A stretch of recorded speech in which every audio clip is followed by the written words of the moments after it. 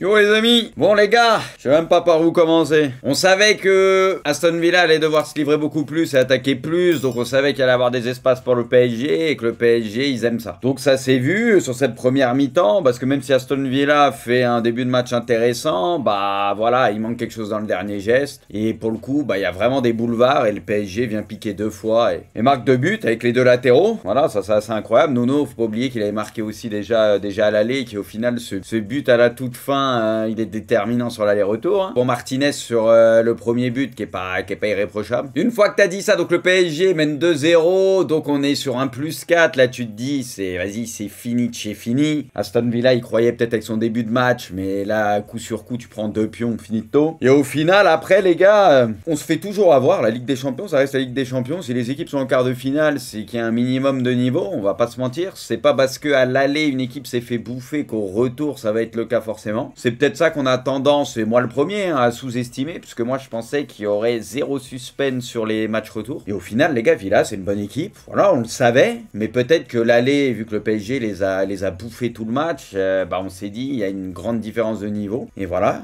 ils nous ont rappelé, Aston Villa, que c'est une bonne équipe de PL et pas pour rien, et qu'ils sont sur une grosse dynamique, et c'est pas pour rien aussi. Donc après, les gars, il y a les buts, d'Aston Villa qui vont faire complètement paniquer.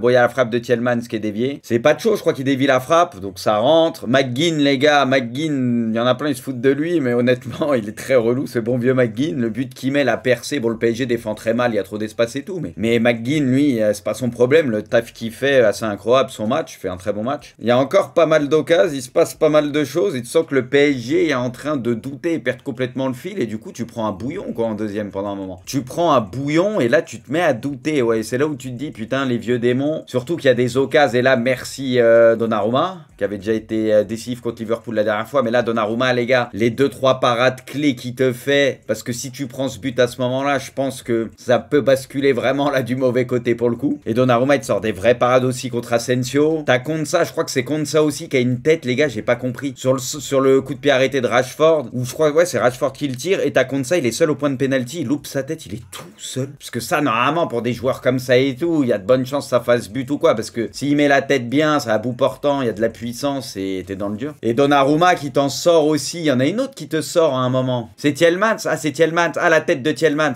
exactement, la tête de Tielemans vers le point de pénalty et tout là. Il y a un mauvais dégagement des Parisiens et Tielemans y met sa tête, ouais. Donc là, tu concèdes énormément et Aston Villa, bah, ils sentent bien sûr le truc et ils se disent, il y a un gros coup à faire. Après, t'arrives à laisser passer un peu l'orage, toi t'as quelques occasions où t'arrives à piquer aussi, parce qu'il y a celle de Doué notamment. Voilà, t'as quelques occasions pour essayer de tuer le match, mais bon, tu sens que l'important, c'est d'essayer de tenir et de pas encaisser ce but, parce que ça va être difficile de faire mieux que ça, donc faut juste essayer de contenir. Et c'est qui? C'est Madsen aussi à la fin, la reprise. Voilà, où là, pour le coup, c'est pas de chaud, parce qu'elle rentrait avec l'effet extérieur et tout, je pense qu'elle rentrait petit filet, poteau rentrant, un truc comme ça. Donc heureusement que Pacho il est sur la trajectoire, parce que là, pour le coup, même s'il était très bon, là, Donnarumma, il pouvait rien faire. Donc voilà, les gars, match bien compliqué. Maintenant, les gars, moi, je pense pas qu'il y ait eu un excès de confiance. Je pense pas, alors je dis ça dans le sens où, pour 2 raisons. La première, c'est que le PSG, cette année, je vous donne mon ressenti, les gars. Il y a rarement de l'excès de confiance. Enrique, il arrive toujours à les maintenir. Et l'autre truc, les gars, c'est que le début de match d'Aston Villa, il est pas dégueulasse. Même Dembouz le dit, oui, mais parce que c'est une manière de dire les choses, les gars, mais c'est pas un excès de confiance. C'est juste que t'es un peu entre deux, ils font un bon début de match, et une fois qu'ils concèdent les buts, ils se lâchent complètement.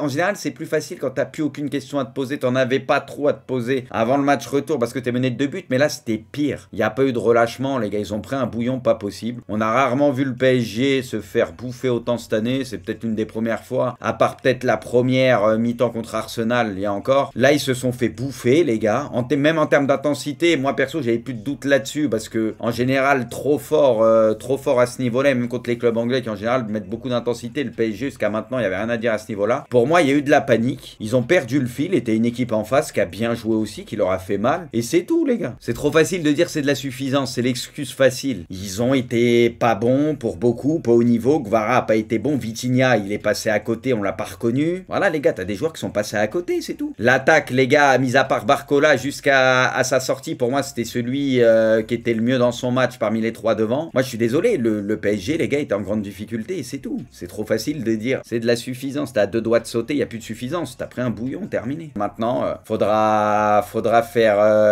pas réitérer ça sur la demi-finale. demi-finale, ça c'est sûr. C'est parti, 1-0, Achraf Hakimi. Ouais, bah ça part de Barcola. Bon, et Martinez, pas irréprochable. Hakimi, il la met bien parce qu'elle est pas si évidente. But de Guirassy sur péno. Ouais, bon, bah Chechny qui se trouve sur la faute. Hein. But de Guirassy pour le doublé, et si. Ça, c'est la tête, non? Il met une tête, c'est le deuxième. Ouais, le troisième, c'est le truc avec Arojo. But de Manguin, quelle frappe, surtout la percée aussi, parce que mine de rien, il galope par rapport à son gabarit, mais surtout, il n'y a personne, quoi. Enfin, il a tout le loisir de monter tranquillement balle au pied, et après, bah, le mérite lui revient, hein, parce qu'il faut la mettre et tout. Bon, elle est légèrement contrée, mais...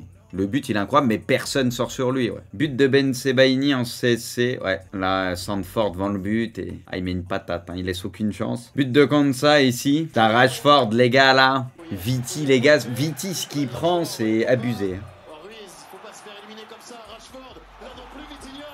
Là, c'est abusé. C'est pas normal là pour le coup. Là tu le vois, il est vraiment pas dans un bon soir. Incroyable, il reste encore 30 minutes. Oh, à ce moment-là les gars, c'est vrai que tu te disais maintenant avec le temps qui reste, comment ça va pouvoir tenir quoi. Pour la première fois cette saison, le PSG a encaissé 3 buts dans le même match. Ouais, première fois, ok putain, il a même pas percuté. Donnarumma encore 3 fois décisif déjà. Hein. Putain les gars, quand Asensio il est rentré, on s'est tous dit la même chose. C'est lui qui va punir le PSG. Et quand là tu le vois en plus sur son yep et tout, oh tu te dis oh misère de misère. Seulement 3 minutes de temps additionnel, ça c'était sûr, parce qu'il n'y avait pas beaucoup d'arrêts de jeu ou d'arrêts de jeu sur les blessés ou je sais pas quoi, c'était que des changements. Donc ça c'était sûr. Le sauvetage de Pacho, bon, ça on va parler, Madsen, ouais, surtout que normalement ça allait au fond ça. Paris s'est fait très peur, mais Paris se qualifie. Paris menait 5 à un moment, c'est ça en fait, c'est que tu mènes 2-0, tu vois. C'est que t'as plus 4, c'est ça en fait, c'est le scénario qui fait ça. Si Aston Villa ouvre le score, t'égalises, Aston Villa mène 2-1, tu reviens à 2-2, ils mènent 3-2, tu sais, ça change un peu le truc. Oui, c'est l'Aston Villa élimine la Ligue des Champions, bah eux ils ont fini top 8, ils ont fait leur LDC, ils ont fait trembler le PSG, franchement. Si jamais ils arrivent à finir en place Ligue des Champions en PL, ça serait une folie cette année Aston Villa. Hein. Officiel, le Barça est qualifié en demi-finale de la Ligue des Champions, le club n'avait plus atteint ce stade de la compétition depuis 2019. Bon les gars, moi j'étais plus sur le PSG, j'ai juste vu le gros résumé. Après Dortmund a commencé très fort, Adeyemi il avait l'air bien les gars dans son match, bon Guirassy bien évidemment, mais Adeyemi,